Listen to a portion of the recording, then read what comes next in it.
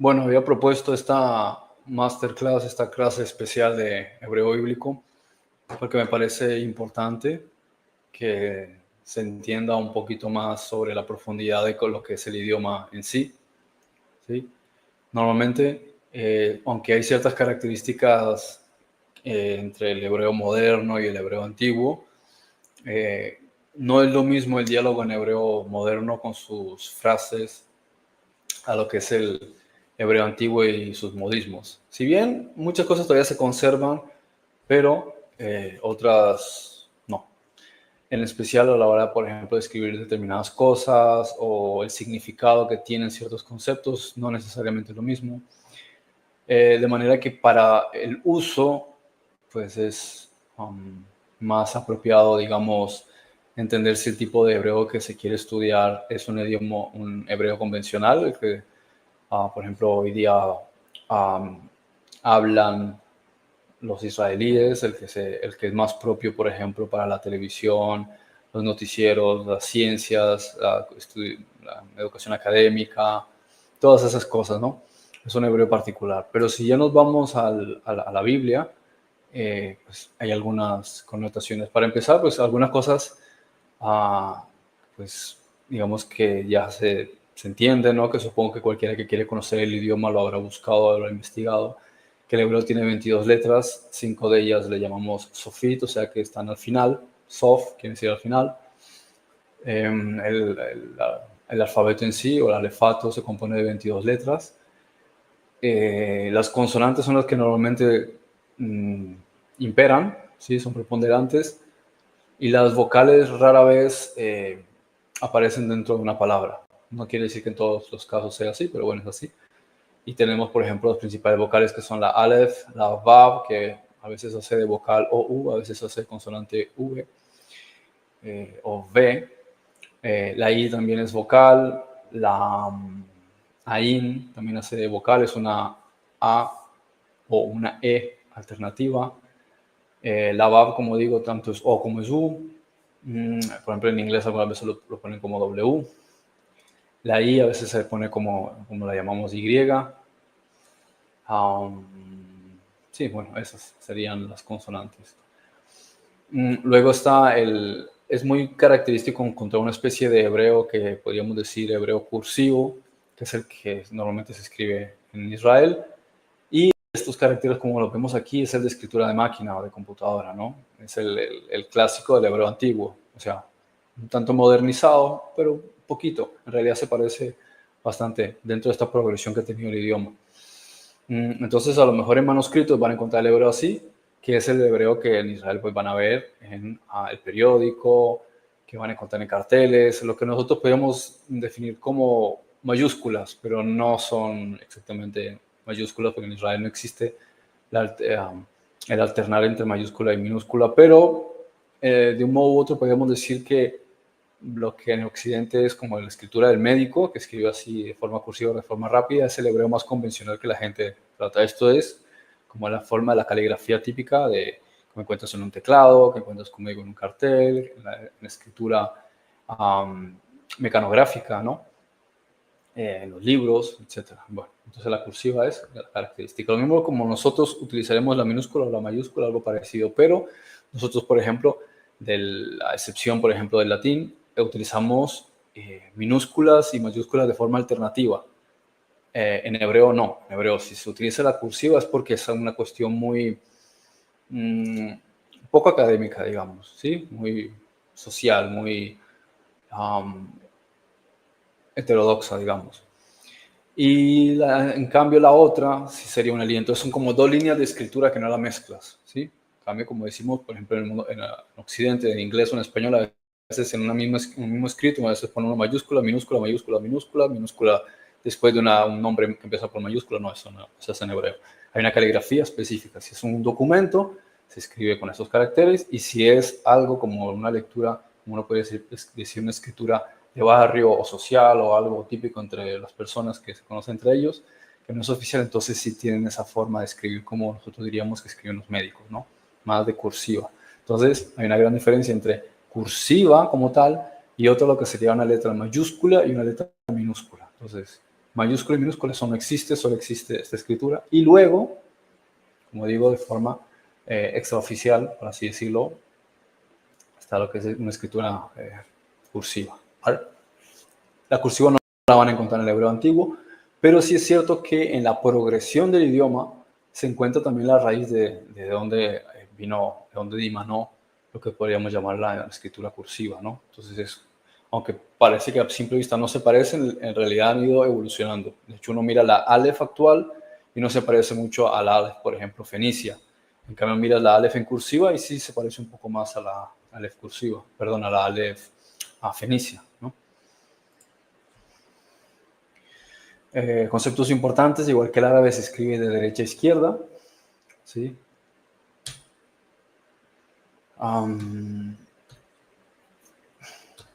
Bueno, algunos aspectos también importantes sobre el hebreo bíblico es que como hebreo como tal es lo que es el idioma que impera a lo largo de todo lo que es la Tanakh, ¿sí? La Tanakh son las siglas de Torah, Nevi'im y Ketuvim, ¿vale? Que es Torah, es los primeros 5 libros de la Biblia, Nevi'im son los libros de los profetas, en principio 12 profetas mayores y después el compendio de 12 profetas menores. Luego Ketuvim quiere decir escritos, son escritos en general, ¿sí? Ahí están algunos libros que a lo mejor la cristiandad los incluiría con los profetas, pero ellos no los incluyen en los profetas, sino más que todo como aspectos generales históricos, como Daniel, Esdras, Nehemías, que es un mismo rollo, Crónicas, Reyes, Ruth, Jueces, Esther, el libro de Daniel. Así uno diría, bueno, debería estar en los profetas. Pues no, no lo quisieron poner en los profetas, están los escritos. Eso hace que se le dé menos relevancia desde el ámbito religioso, ¿no? Y por tanto, lo que por lo menos desde el ámbito religioso se le da más importancia es a los primeros dos grupos, o sea, lo que es la Torah y lo que son los Nevi'im. Los que tuvimos se les da poca importancia. Y en ese orden es como orden de prioridad, ¿no? Primero Torah, luego Nevi'im y luego Ketuvim, ¿vale? Por eso en alguna ocasión puede que si alguien ha escuchado o ha leído los evangelios, Yeshua dice, estos son la ley y los profetas, ¿no? Así como lo traducen, ¿no? Entonces la ley y los profetas se estaría refiriendo a la Torah y los Nevi'im, pero no menciona los Ketuvim, ¿no? Porque es histórico, pero no necesariamente es lo que ellos llamarían, entre comillas, inspirado, o algunos llaman como, más que inspirado, la palabra sería transmitido, ¿sí? El cristianismo utiliza la palabra inspirado, pero no sería la palabra más adecuada porque no estás en un estado de inspiración, ¿sí? Como una poesía, o dejándote llevar por la danza, una composición musical, sino que se te está transmitiendo una información, entonces no puedes utilizar la palabra inspiración, no sería correcta. Entonces, son los libros que son transmitidos a través del Espíritu Santo, a través de ángeles, a través de visiones, sueños, etc. Bien, luego encontramos, por ejemplo, que, bueno, hay una serie de libros, más de 30, que son como ellos han estructurado el Antiguo Testamento, y hay algunos que están escritos en arameo, bien, y no necesariamente todo el escrito está en arameo. A veces hay algunos que tienen fragmentos. Por ejemplo, el libro de Daniel tiene una parte en hebreo, otra parte en arameo. Y esto es también por una cuestión cultural porque, o histórica, porque a veces está muy fuera de la región, o a veces tampoco tienen muy claro si lo que tienen que escribir es meramente histórico o es sagrado, porque aunque el hebreo era el idioma común, guardaban el hebreo para cuestiones sagradas. ¿Bien? Entonces es importante también entenderlo.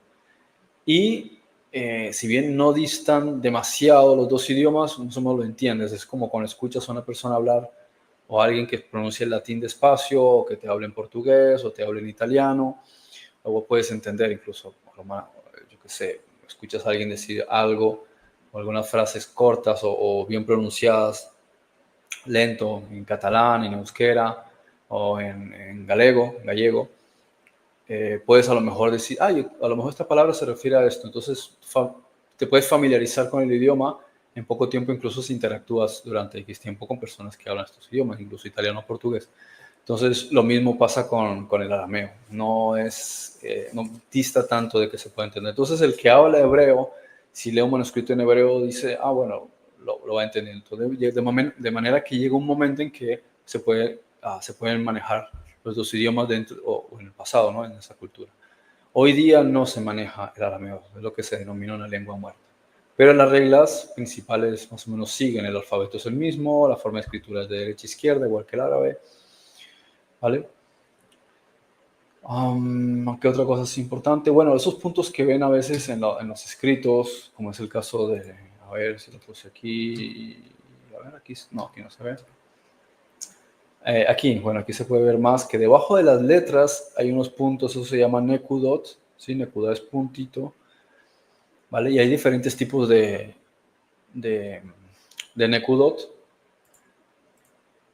Por ejemplo, algunas son para acentuar la A, otros para acentuar la E, otros para bien acentuar la U o la propia U, ¿no? A, E, U. Esto originalmente, esos puntitos no existían en los manuscritos antiguos. Esto lo agregan los masoretas para que sea más fácil vocalizar, porque como muchas de las vocales son mudas, a veces pues no sabes exactamente qué es lo que estás leyendo entre 2, 3, 4, 5 consonantes, ¿sí? Bueno, rara vez llega a 5, pero normalmente es desde 2, la regla mayor 3, 4 consonantes o letras forman una palabra en hebreo.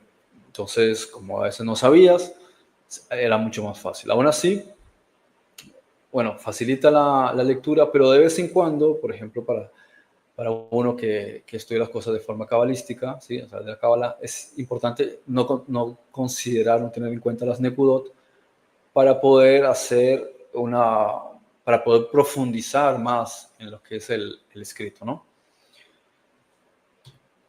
Luego hay formas de expresión que son curiosas porque no existen en español como tal. Un ejemplo, ¿no? Que lo puse aquí. Dice en hebreo, Veiper, Ba'afiv, Nishmat, Hayim, Veía, Adan, la Nefesh Haya, ¿no? Entonces dice que Veiper es boca, ¿sí? Pero se entiende que las cosas que están relacionadas con la letra P, están relacionados con lo que es algo que está delante tuyo, ¿no? En tu cara. De ahí la palabra boca, que es P. La nariz, af, también está delante, ¿sí? Pne es rostro, si se dan cuenta siempre está P, si es aquello que te identifica, que te representa. Entonces, de ahí viene el soplido, ¿no? Y vemos la siguiente palabra que dice ba'afiv, ¿sí? En su rostro, en su nariz, encontramos que está la I en ambas palabras, la Yud y la P, ¿sí?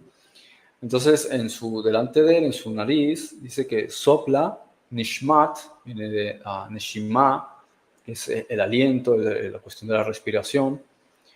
Hayim, normalmente Hayim se traduce como, ¿cómo se diría? En algunos casos dicen como vida eterna, ¿vale? Pero el plural masculino, en hebreo hay plural masculino y plural femenino, como en español los o las. Los plurales siempre van al final, ¿vale? Entonces, la IM es masculino, igual que OT es femenino, así es como terminan, igual que los, las en español. En este caso, cuando terminan en IM es masculino, cuando terminan en OT es femenino. De modo que Hayim realmente sería vidas, ¿bien? Por tanto, la idea, nosotros diríamos vidas, bueno, entonces son un montón de vidas, ¿sí? Una tras otra o diferentes tipos de vidas. Lo que se entiende, lo que se entendía en el hebreo antiguo, era que se refería a vida en un sentido mucho más largo que como nosotros entendemos la vida actual. Por tanto, no sería una vida corta en el sentido de una encarnación, sino sería una vida muy larga. Por tanto, es algo muy parecido al concepto de inmortalidad, ¿no? Aunque en algunos casos dice Nishmat Hayim, otras veces dice Lehayim. Y bueno, en algunos casos, algunos interpretan que se puede referir también a diferentes vidas, pero que en su suma es lo mismo. Es decir, nunca dejas de existir, ¿vale? Aunque encarnan muchas veces, vas a seguir existiendo, ¿no? Entonces no hay el concepto este de extinción del alma como algunos enseñan en sus doctrinas. Y entonces dice que a través de esta energía o por ejemplo, Nishmat también es estado de ánimo, ¿no? Entonces, a través de esto que le influye o que le infunde, ¿sí? Yo diría que la palabra sería, por ejemplo, infundir, ¿sí? El concepto de ánimo. Y dice que se convierte, el adámico, ¿sí? En Nefesh Hayah, ¿no? Entonces, aquí podemos observar que 2 veces aparece la palabra Haim, es decir, vale, el cursor lo muestra. Aquí tenemos Haim en plural y aquí está Hayah, ¿sí? En singular. Una cosa también interesante aquí, por ejemplo, es que esta palabra se llevó al latín anima, de donde de una vez se bifurca. Bueno, se bifurcan o se crean 2 ramificaciones principales, que es alma, de ánima alma, y de ánima animal. Entonces, de ahí se ha interpretado, o se da por hecho, que las hayot, ¿sí? Son animales. Porque en realidad, si uno lo mira por el latín, animal sería vida. Pero nosotros llamamos animales a las criaturas en general que están todos dentro del reino animal. No obstante, a lo mejor el término antiguo, si se quería transmitir otra cosa, pues se podía confundir. Entonces, más que decir animal, sería un ser vivo.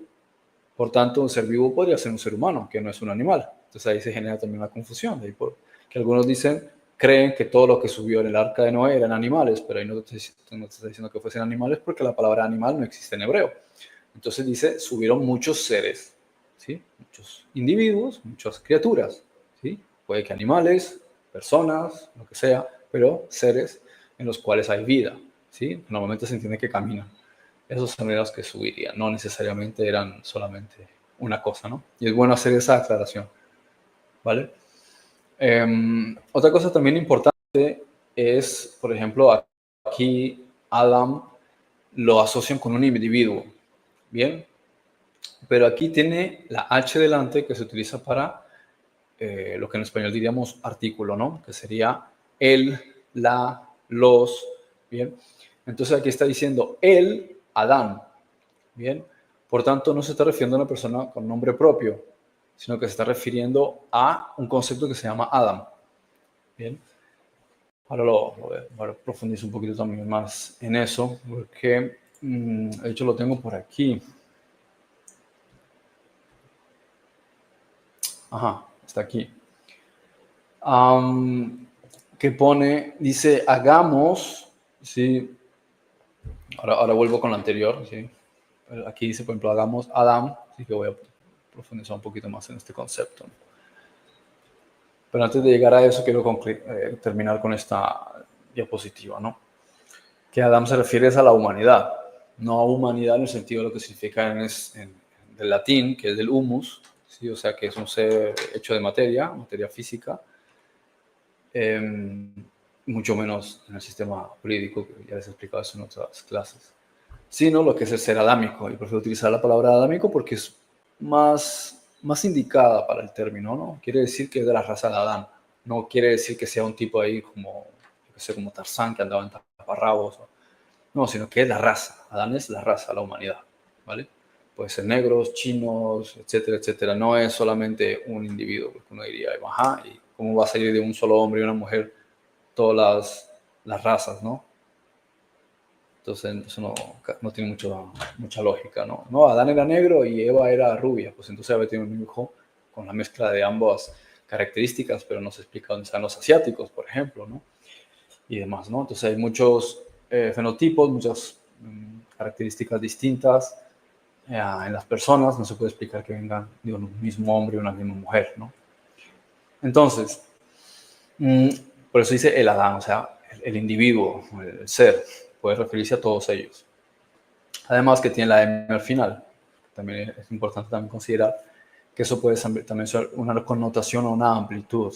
Es más, la letra A y la letra M, ¿sí? La primera letra y la última letra de Adán, se refiere a madre. Por eso dice, tú serás la madre de muchos porque Adán fuiste tomado, o sea, de la palabra Adán fue tomada la palabra Am, ¿sí? Madre. Tenemos aquí también, por ejemplo, que dice la Nefesh, ¿sí? Y fue el hombre un ser viviente. Bueno, no es muy correcto aquí porque la Lamed, delante, esta letra, que es la más larga en hebreo, o sea, todas están más o menos dentro de una misma línea, pero esta es la única que sobresale por encima de todas las demás, porque refiere la conexión del cielo con la tierra. Por eso Lamed es de Lilmod, que es enseñar, y de Lilmod aprender, y también de Melamed, que es enseñar. Entonces, es la misma letra, enseñanza y aprendizaje es exactamente lo mismo. El que enseña aprende y el que aprende también a su vez va a enseñar. Entonces es como el ciclo del conocimiento, ¿no? Entonces, como cuando se pone delante, es una preposición. Entonces, por un lado, lamed, al principio de una palabra, si es propia de la palabra, es un verbo, ¿sí? Casi todos los verbos que yo sepa en hebreo empiezan por lamed. Entonces, sería un verbo. Cuando no es un verbo y está delante, es una preposición que sería hacia o a o para, ¿no? Entonces, si me está diciendo la nefesh, ¿sí? ¿Qué verbo puede ser alma? Alma no es un verbo. Bien, entonces está diciendo para, ¿sí? Entonces, lo que hace, en este caso hablando de esta frase en particular, es que aquel o aquellos que soplan en la nariz del hombre o le dan este estímulo o esta motivación para ser un ser inmortal, lo hace, por eso dice para que se convierta en un alma viva. Bien, entonces, ¿qué es un alma viva? ¿Acaso el alma de otra manera estaría muerta? No, es una alma a la que se le otorga la posibilidad de vivir. ¿Qué es vivir? Pues estar en el mundo de la materia. Por tanto, es un alma que se le da un cuerpo y la capacidad de que se pueda mover, que pueda ir de aquí para allá, ¿no? Entonces, eso es lo que quiere dar a entender. Y en este caso, pues se le da un estímulo, una motivación, una información, una codificación para que él pueda avanzar para convertirse en un ser inmortal, básicamente, ¿sí? Entonces, por eso es para. Ahora, volviendo con el tema de Adán, que lo puse aquí.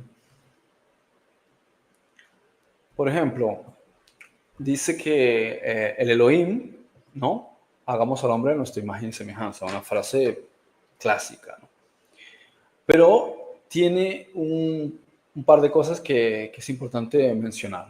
Así como dije lo de Adán, que es importante, trascendente, diría yo, comprender que no necesariamente se está refiriendo a un individuo, puede ser cualquier individuo, o podría ser toda la raza humana. Entonces, eso es Adán. Bien, por eso cuando algunos dicen, ¿fue primero el hombre o quién estuvo antes que Adán? Pues Adán es la humanidad, o sea que es lógico que fue el primero, ¿no? El primer humano, pues lógico que fue el humano. ¿Quién iba a ser antes que el primer humano, antes que los humanos? Es una cuestión circular. Luego, cuando habla de Elohim, aquí hay siempre muchas discusiones con los presuntos eruditos, ¿no? Que dicen que Elohim significa Dios, y en realidad no es así, ¿no? Elohim significa fuertes o poderosos, es una palabra muy utilizada ya por los semitas. Y no se pronunciaba Elohim, sino Alhim, ¿sí? O Alim, porque la H en el interior es muda, está aquí, es esta palabra de aquí, ¿vale? Alim o Elohim. Y como dije, como expliqué antes, el im es un plural, por tanto no puede ser Dios, ¿sí? El loach, sí, es Aleph, Lamed, He, estas tres de aquí, eso sería el poderoso, o sea, sería poderoso o fuerte, ¿sí? Pero si tiene aquí un plural masculino, ¿cuál es el plural? El plural de Dios, dioses, ¿bien? Entonces, es un concepto de colectividad. Elohim es como el concepto de la divinidad o la deidad en un sentido abarcativo o unificado, ¿bien? Por tanto, es como una especie de conciencia colectiva, ¿bien? Que representa eso. Mientras que Dios solamente es un nombre derivado de la mitología griega, que es un nombre de Zeus, ¿sí? Que tiene que ver con la luz diurna.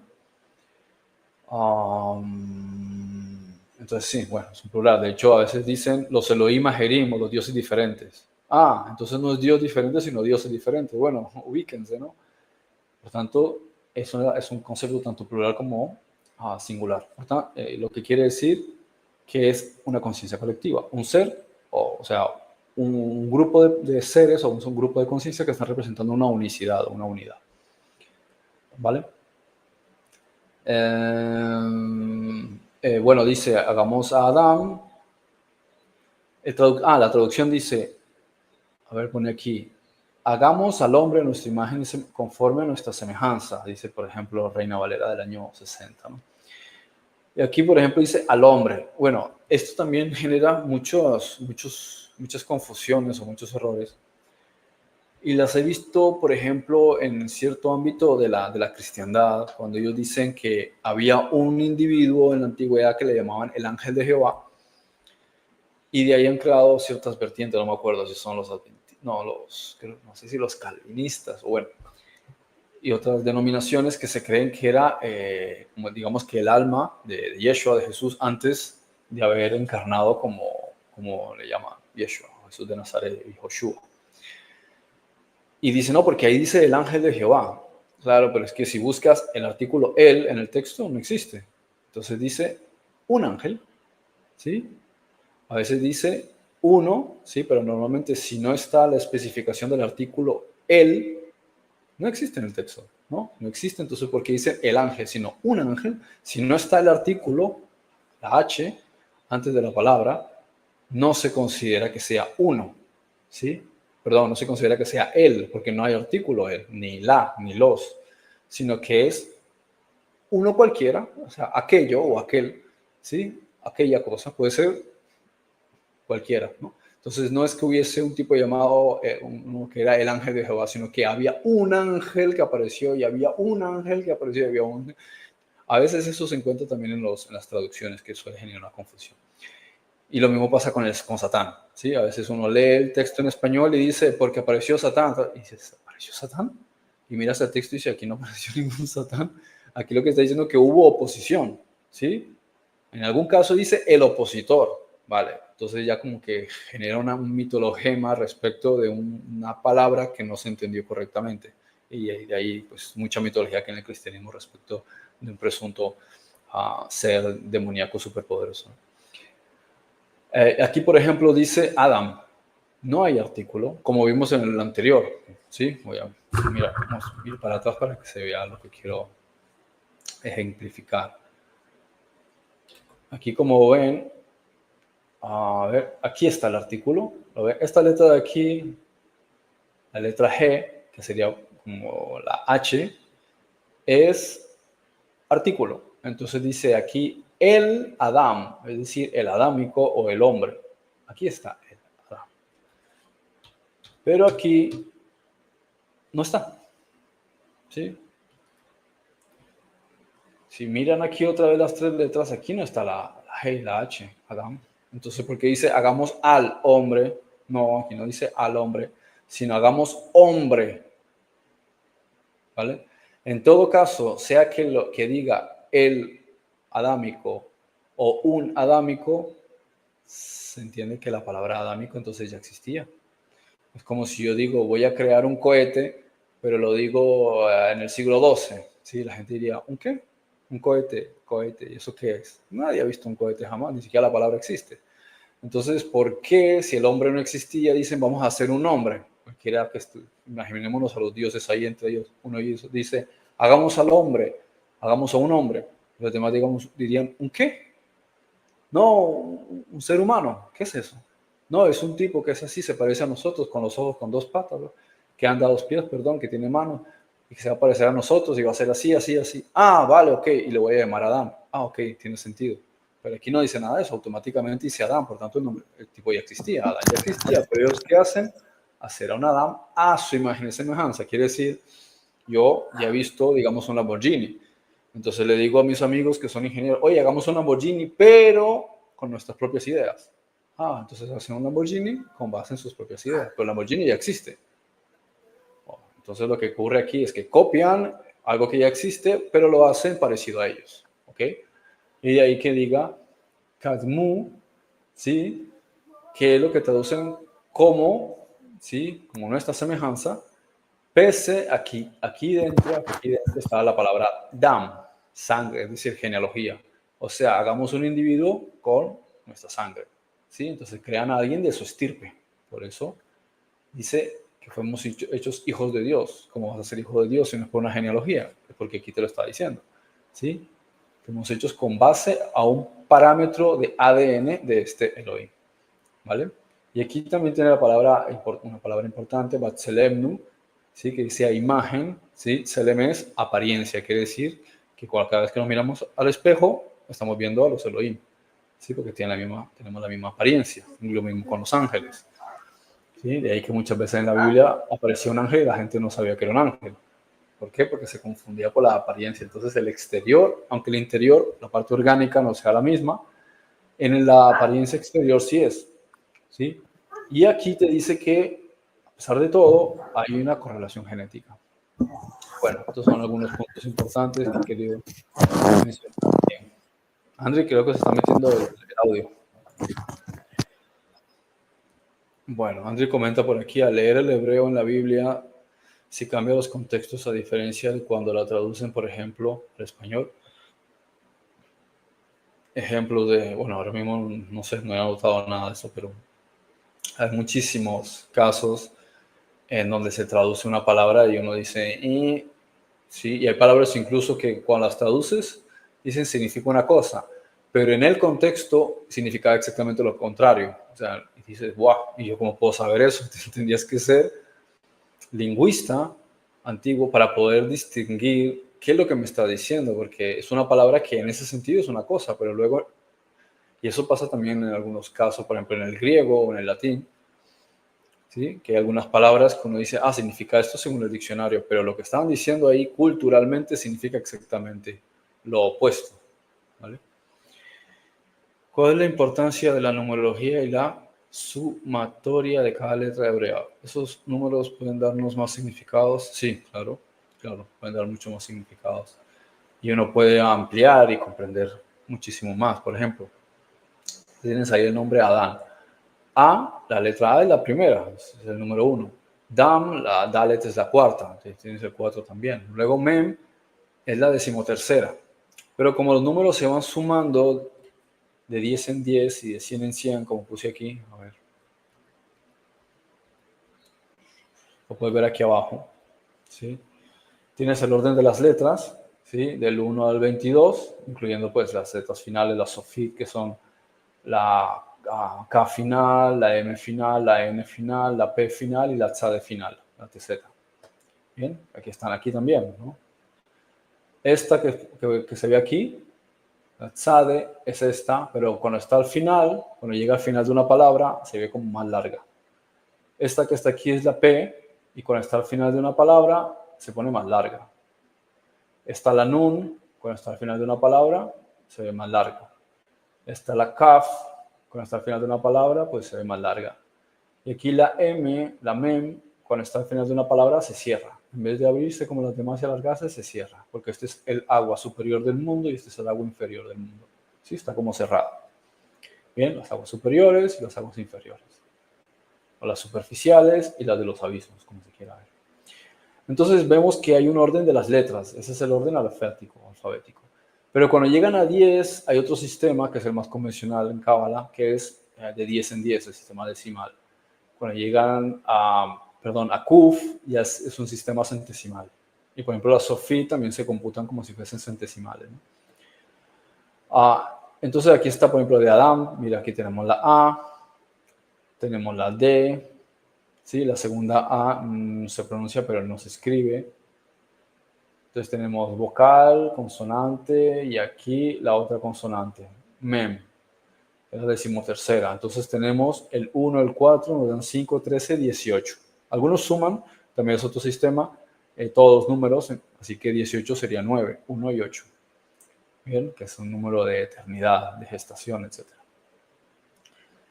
A su vez también, pues, está el otro sistema, de manera que Adán no es solamente 18, sino que sería 45, ¿vale?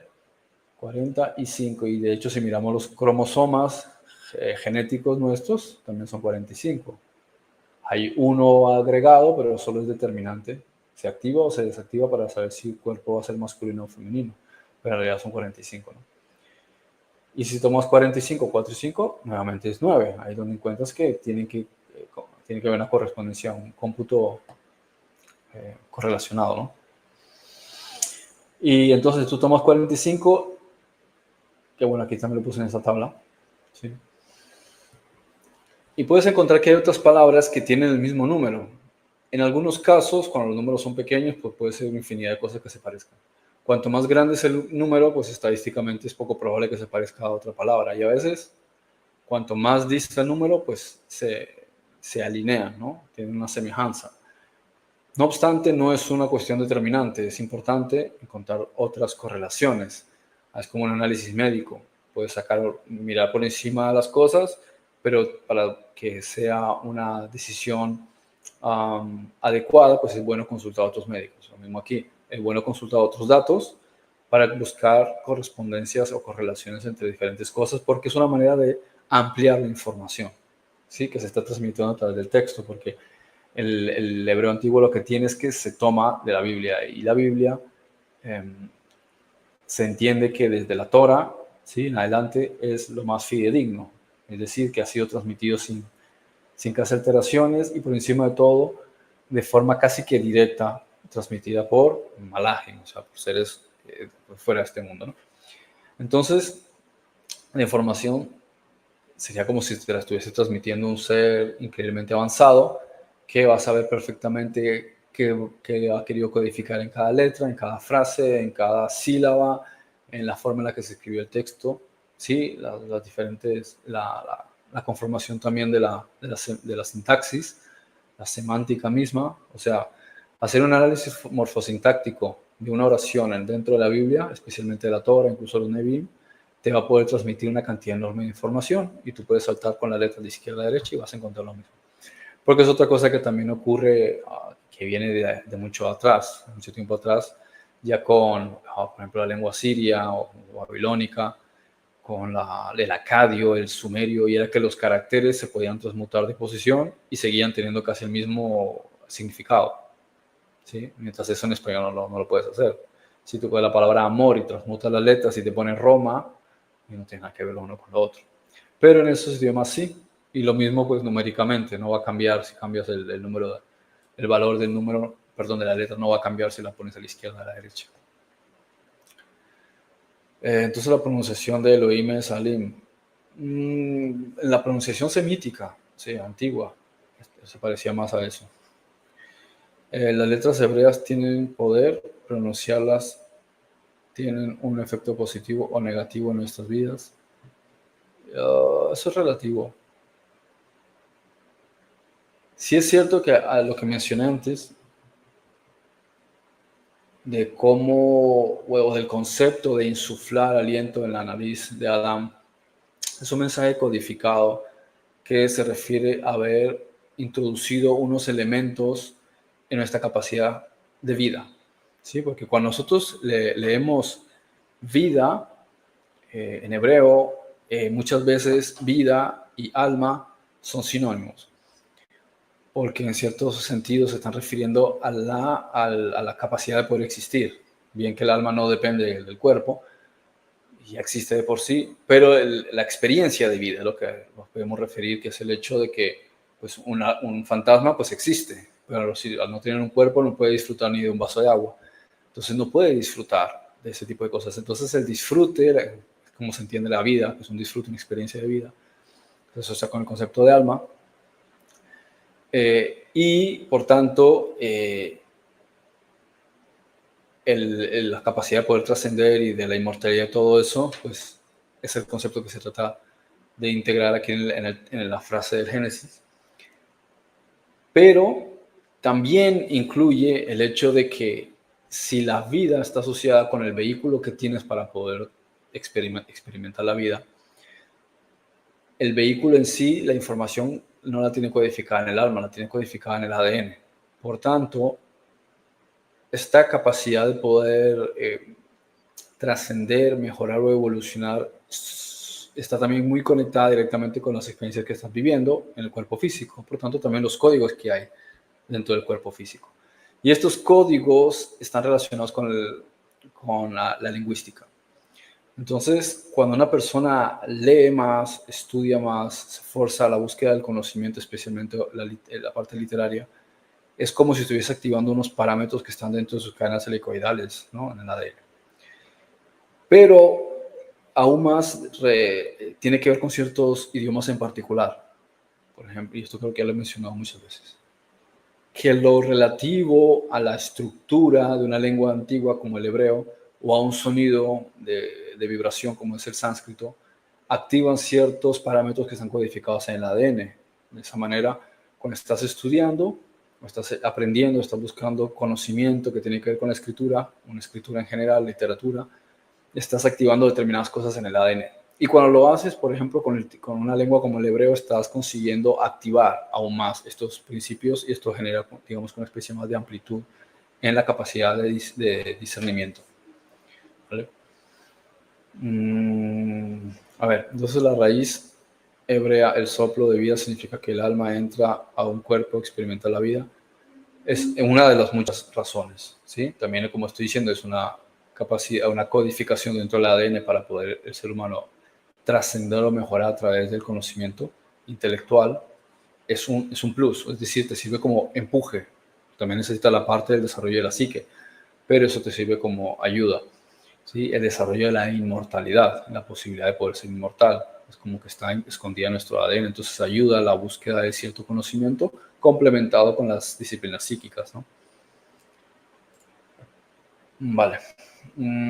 Algo más son ser hechos a imagen de Elohim. ¿Qué significa? Ya lo expliqué antes. ¿Dónde está?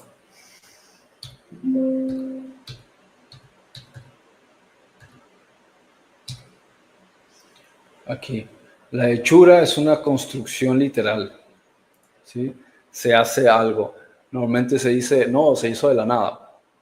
Entonces lo que es construir algo, fabricar algo, que en este caso tiene la apariencia del Elohim, ¿sí? La apariencia, lo que es la visión exterior, una copia, por así decirlo. De lo superior se crea una copia para lo inferior. ¿Okay? Entonces nosotros básicamente somos Elohim, pero en el plano de la materia. Mientras que el Elohim original es lo que no es material, es decir, lo original, mientras que la materia es una especie de holograma, ¿no? Eso es el Tlemenu, a ver, Tlemenu, ¿sí? Tlemenu, en nuestra semejanza. Kadmuteinu, como, ¿sí? Nuestra semejanza, ¿bien? O sea, que sea parecido a nuestro ser. Y como digo aquí, que también tiene que ver con una cuestión genética.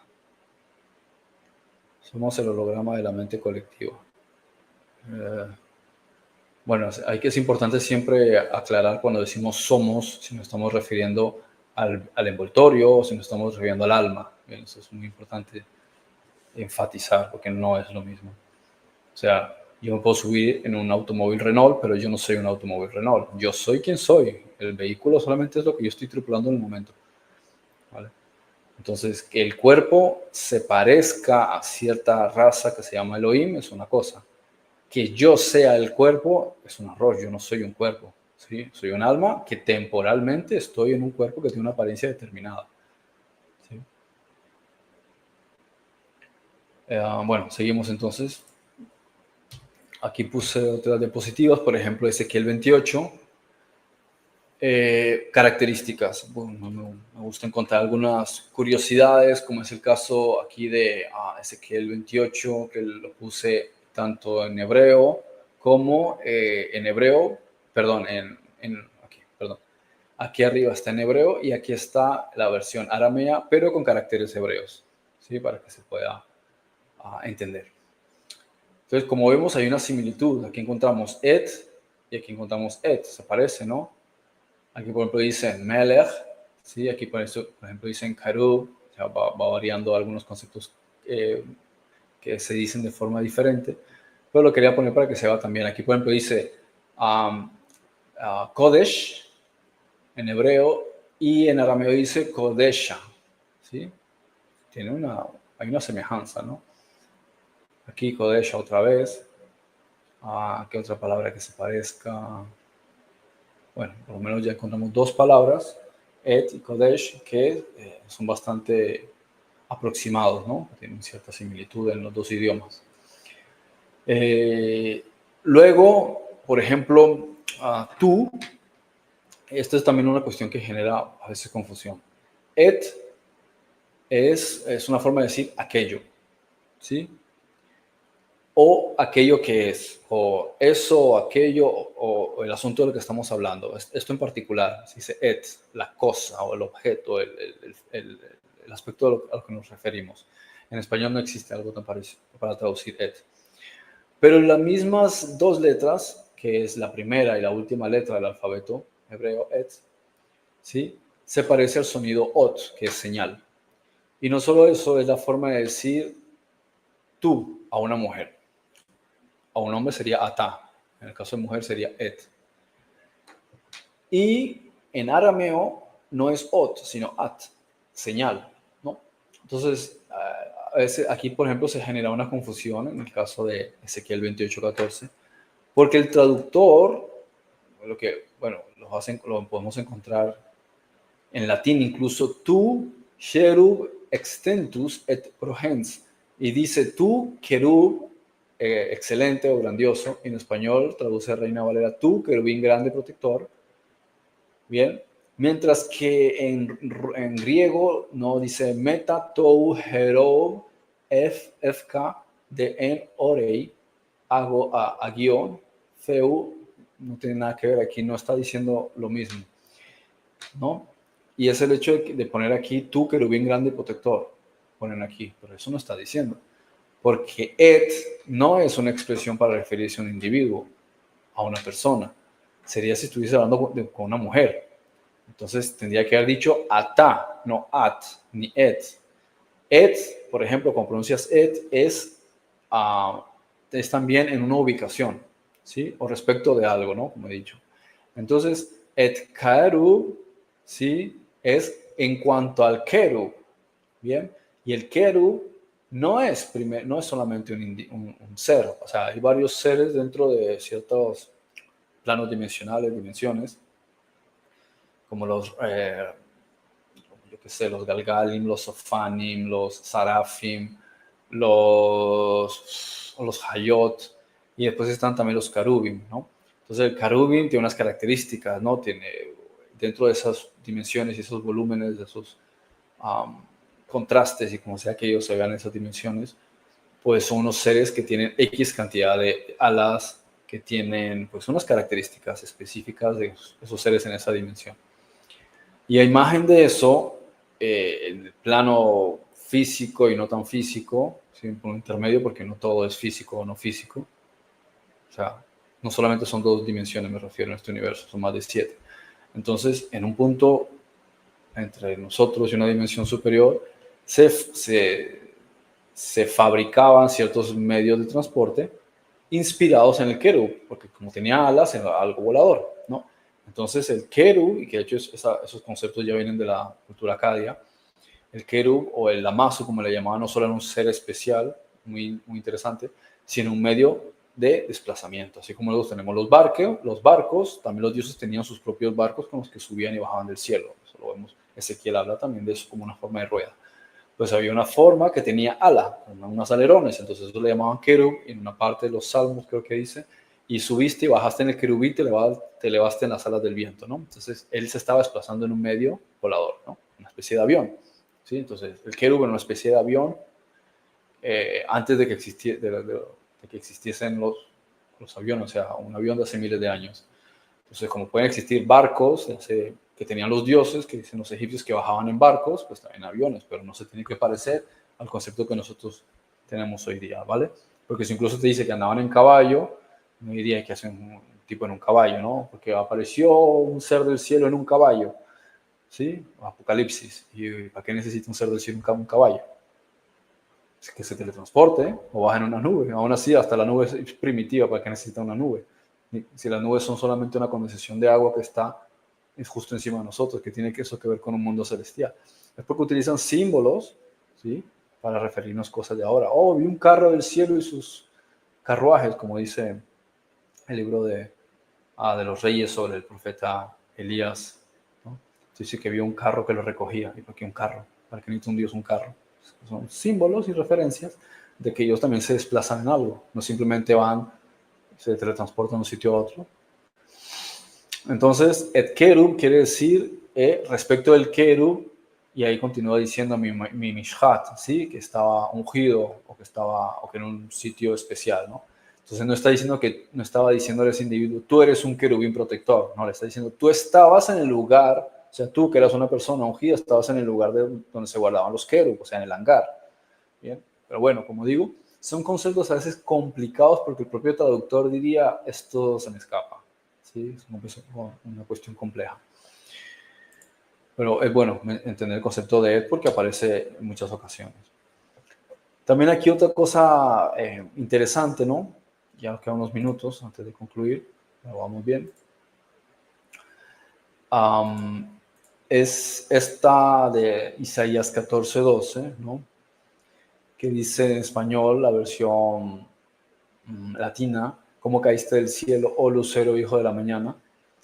Sí, la Vulgata dice, ¿cómo? Es que está diminuto, no, nada. A ver.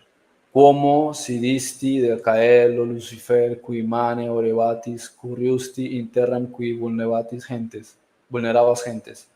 Bien, y después, bueno, te lo dice también en griego, fos, y es una cuestión interesante porque fos es fuego, ¿no?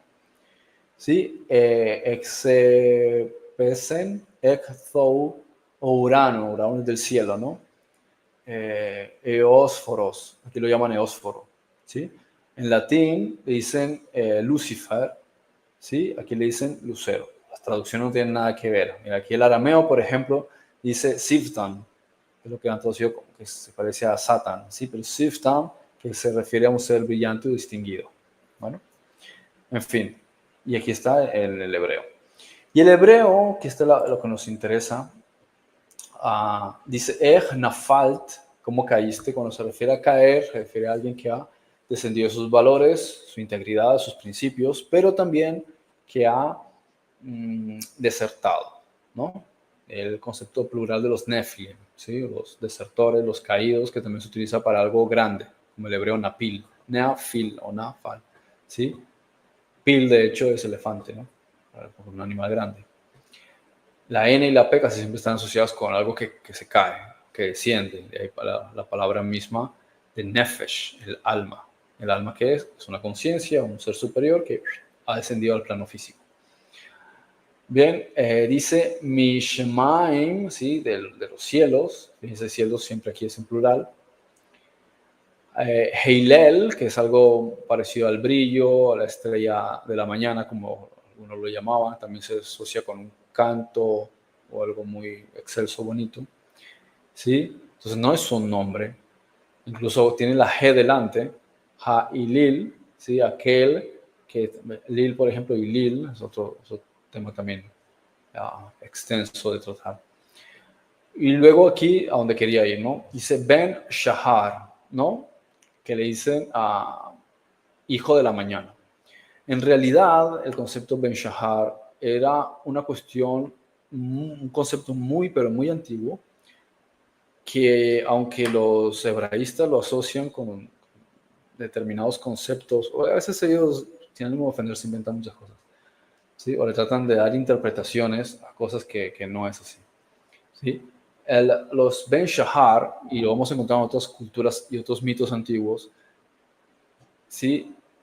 Se asocia con el tiempo de, ¿cómo es? La era del ocaso o ¿cómo es? El tiempo del ocaso, la era del ocaso, algo así, o la casa de los dioses, que también lo menciona los textos nórdicos como el Voluspa, que es o la era prosaica vikinga.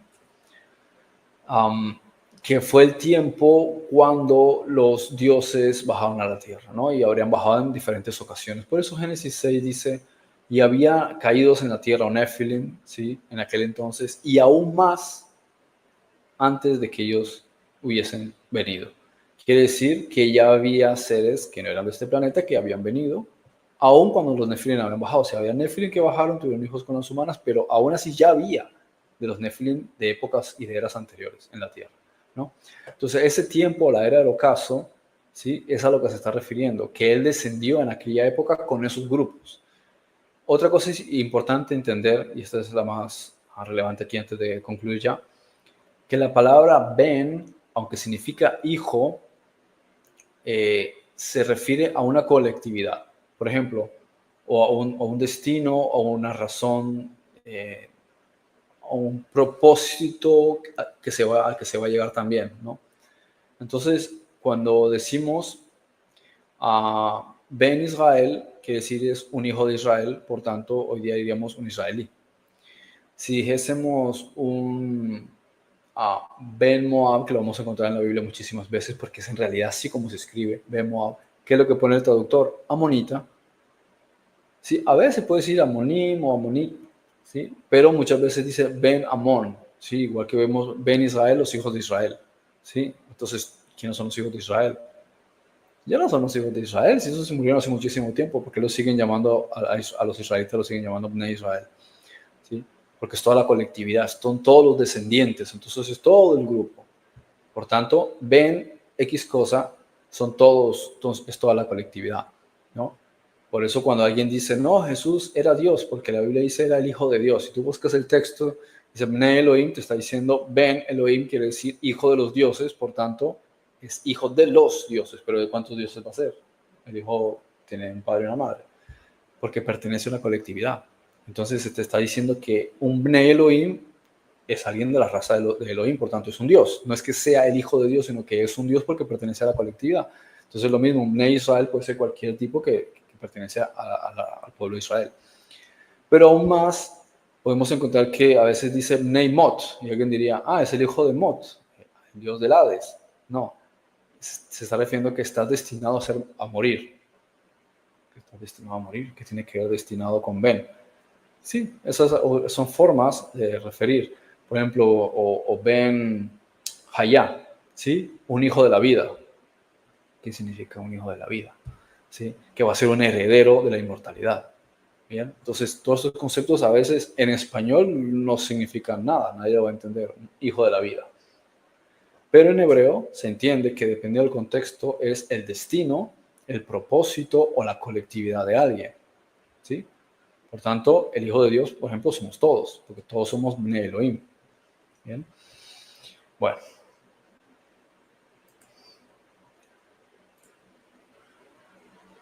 A ver, entonces somos el cabalgó. Mira, ahí está lo que mencioné antes, el Salmo 18:10, cabalgó sobre un querubín y voló sobre las alas del viento. Entonces el querubín es una nave, pero por así decirlo, viviente. No, hay una raza, o sea, hay unos seres que fueron creados, que existen en otra dimensión posiblemente, que se llaman así. Y ciertas razas inferiores a ellos, pero superiores al cuerpo que nosotros tenemos, inspirados en ellos, crearon un medio de transporte que se llama igual, por así decirlo. Entonces, un hangar donde se guardan los querubín es de lo que está hablando el pasaje que mencioné antes, ¿no? Creo que es aquí el 28 o 12. Entonces, la interpretación de Isaías 14 no está hablando de una rebelión de un ángel rebelde, sino de algo más profundo relacionado al alma. No, o sea, no es eso, sino que está refiriéndose a un individuo de la época de los que descendieron, ¿sí? Una persona muy excelsa, muy importante, ¿sí? Que participó también de la caída, ¿sí? De muchos de ellos que desertaron, vinieron a la tierra y desertaron, y él, sin embargo, en quien se confiaba mucho, con una persona muy sabia, también desertó y también se unió a eso, ¿no? Y se fue la cabeza, una persona muy inteligente. A veces algunos creen que se está refiriendo a diferentes individuos, porque el nombre de Lucifer es una invención, ¿sí? De hecho, Lucifer no es un ser negativo en la mitología antigua, es el ser que aporta la luz. Entonces, a veces son conceptos que terminan convirtiéndose en cosas negativas por causa de los mitologemas que crean las religiones. Lucifer no es una cosa mala. Satan, por ejemplo, sí es una cosa mala. Belzebú sí es una cosa mala, pero Lucifer no es una cuestión negativa, es un constructo que viene de la deidad de Ósforo, que es un ser de la luz, ¿sí? Algunos también asociados con Prometeo, ¿sí? Que le dio el fuego a los hombres, o sea, la conciencia, la toma de entendimiento. Pero bueno, esto es un tema mucho más profundo de estudio de Cábala, no es tan fácil de explicar ahora. Bien, bueno, en fin, ahí concluimos. Espero que haya sido de gran instrucción, un poquito de comprensión de lo que es el hebreo bíblico, algunas cuestiones relacionadas con el hebreo. Y bueno, eso, ¿qué más puedo decir? Ya lo que serían clases para profundizar en hebreo, ya se pueden poner en contacto conmigo en la página web, pueden encontrar el contacto, WhatsApp, si quieren clases personales, y en especial, por ejemplo, también de Cábala, porque hay un momento en que el hebreo en realidad, si no sigues progresando en dirección a la comprensión de los misterios y demás, pues se queda solamente en aprender un idioma que solo le vas a sacar partido si vives en Israel, o si quieres estudiar por tu cuenta el Antiguo Testamento, o sea, ya es cuestión de cada uno. Yo prefiero profundizar más en el entendimiento de cuáles son los códigos que están ahí encriptados